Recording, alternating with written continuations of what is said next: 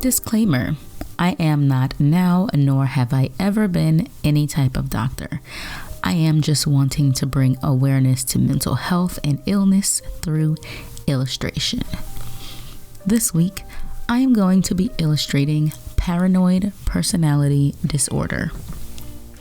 Paranoid personality disorder is a disorder in which people are suspicious and do not trust others and or believe that others are trying to cause them harm or deceive them when there is no evidence, adequate reason, or justification for these beliefs.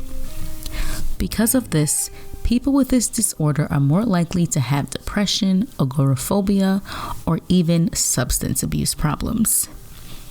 Paranoid personality disorder falls under the category of eccentric personality disorders, which just means that people with these types of disorders display behaviors that are very odd to others. Because people with paranoid personality disorder feel threatened by others, they have a hard time finding people to talk to or confide in, which is why this disorder has such a big impact on the relationships they have with friends, family, coworkers, and even strangers. The exact cause of PPD is not known, but it is thought that it comes from a combination of biological and psychological factors. There is some evidence that suggests emotional and physical abuse, as well as neglect in early childhood, plays a significant role in the development of paranoid personality disorder. There is also evidence that shows a link between the development of PPD and close family members having a history of schizophrenia and other delusional disorders.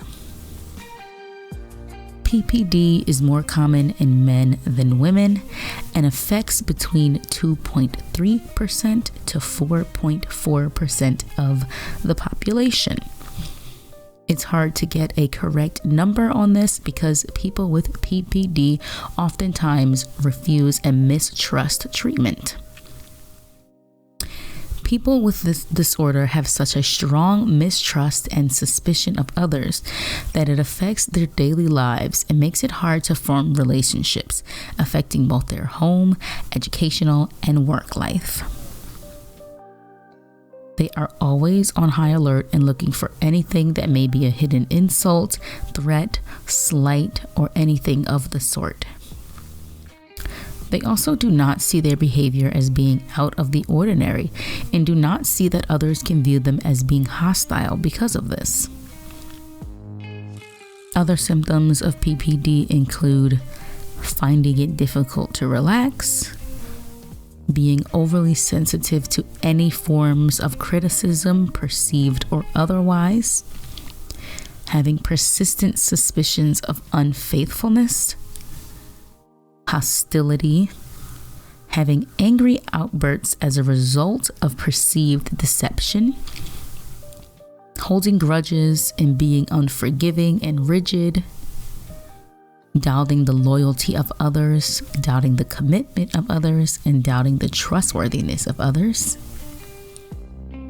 The need to work alone excessively,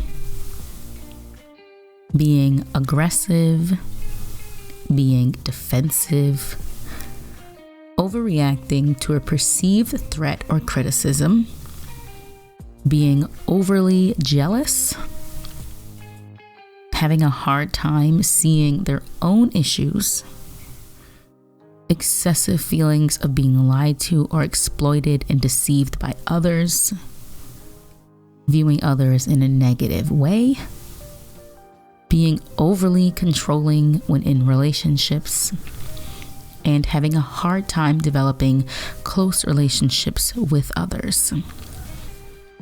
The symptoms of PPD have a lot of similarities with both borderline personality disorder or BPD and schizophrenia, which can make it very difficult to diagnose.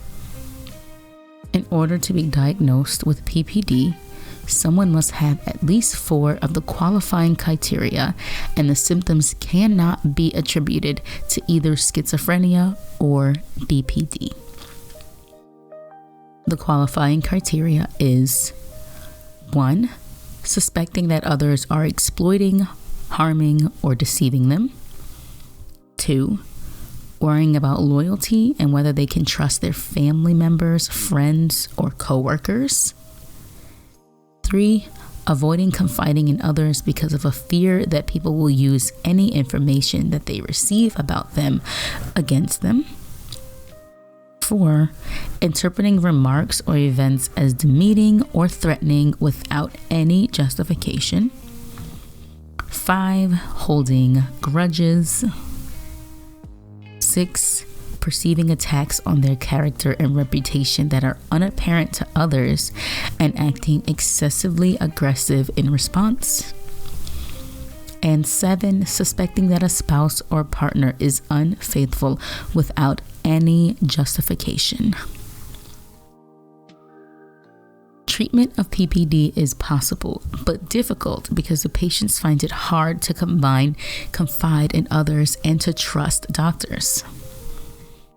If someone with PPD accepts treatment, psychotherapy as well as medication is used to help treat this disorder. The treatment mostly focuses on using cognitive behavior therapy, or CBT, to start developing coping skills and building trust, empathy, self-esteem, and communication skills.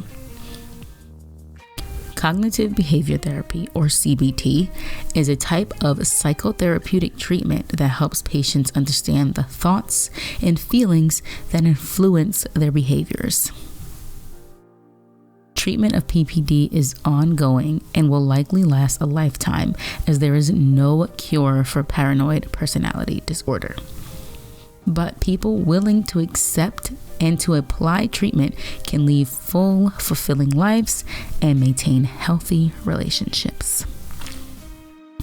If you or someone you know is in crisis, you can call the toll-free National Suicide Prevention Line at 1-800-273-TALK or 1-800-273-8255, 24 hours a day, 7 days a week. The service is available to everyone. The deaf and hard of hearing can contact the Lifeline via TTY at 1-800-799-4889. All calls are toll-free and confidential. Contact social media outlets directly if you are concerned about a friend's social media updates, or dial 911 in an emergency.